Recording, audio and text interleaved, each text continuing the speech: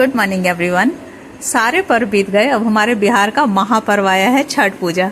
छठ पूजा बिहार का सबसे प्रमुख और पवित्र पर्व माना जाता है। ये प्रकृति के साथ गहराई से जुड़ा हुआ पर्व होता है।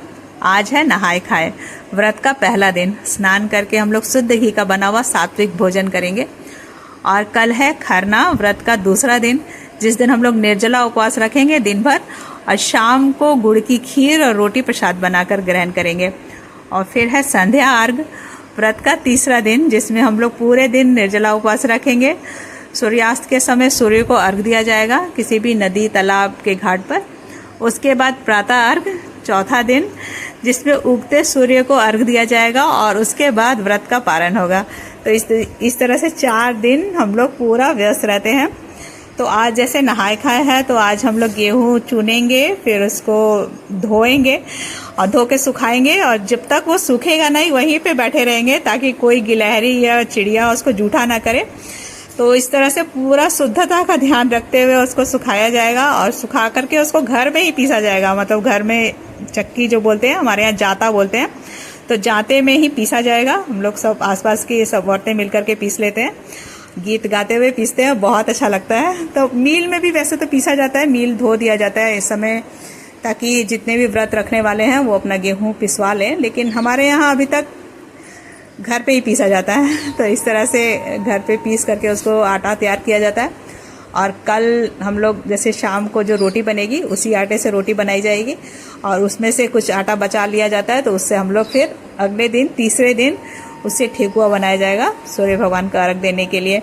तो ये देखिए उगता हुआ सूर्य है, कितना खूबसूरत लग रहा है। मतलब 7 बज गए हैं, काफ़ी टाइम हो गया उगे हुए। और ये देखिए मधुमालती खिली हुई है कितनी अच्छी तरह से। तो इस तरह से हम लोग 4 दिन तो पूरे व्यस्त रहेंगे। तो इस समय बिहार में आकर के देखना चाहिए, बहुत अच्छा लगता है। मार्केट पूरा सजा रहता है, फल और फूल की दुकानें एकदम सजी रहती हैं, सब रोड पे है, बहुत ही अच्छा लगता है। और पूरा घाट सजा रहता है इस समय, लाइटें लगी रहती हैं, तो बहुत ही अच्छा लगता है। कभी मौका मिले तो आना चाहिए इस समय बिहार और देखना चाहिए कितना अच्छा लगता है इस समय।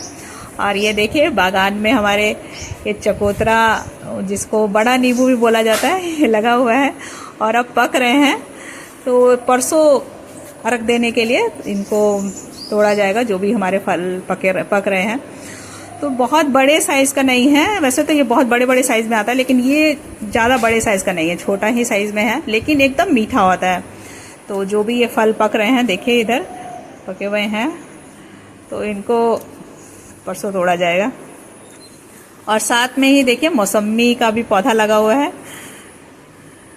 तो चकोतरा वाला पौधा तो हमने बीज से लगाया था, तो इसको तो लगाए हुए 5 साल हो गया है और 3 साल तो इसमें फल नहीं आ रहा था, लेकिन अब इसमें 2 साल से अच्छी फ्रूटिंग हो रही है। और साथ में ये जो मौसमी का भी पौधा लगा हुआ है, ये तो हमने खरीद के लगाया है पौधा, नर्सरी से लेके आए थे खरीद के, और इसमें भी बहुत अच्छी अभी फ्रूटिंग हो रही है। देखिए काफ़ी अच्छी फ्रूटिंग हुई है इसमें।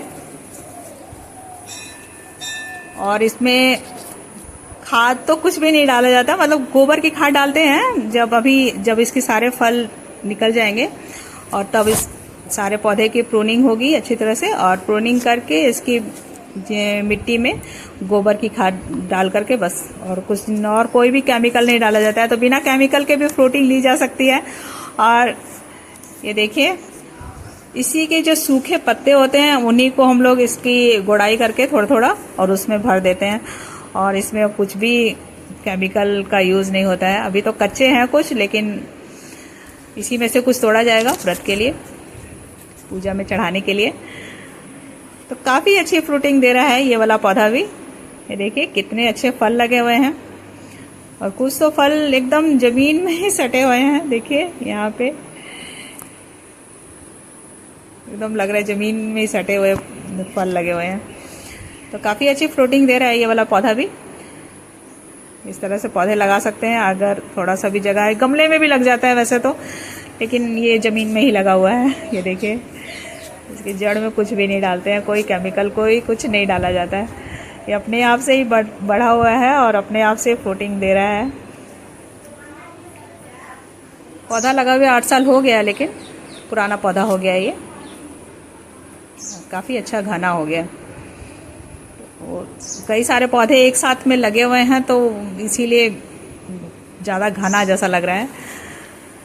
तो थोड़ी थोड़ी सी इसकी छटाई की जाएगी। ये देखिए बिल्कुल ज़मीन में लगा हुआ है ज़मीन से लग एकदम फल इतना ज़्यादा लगे हुए हैं इसमें।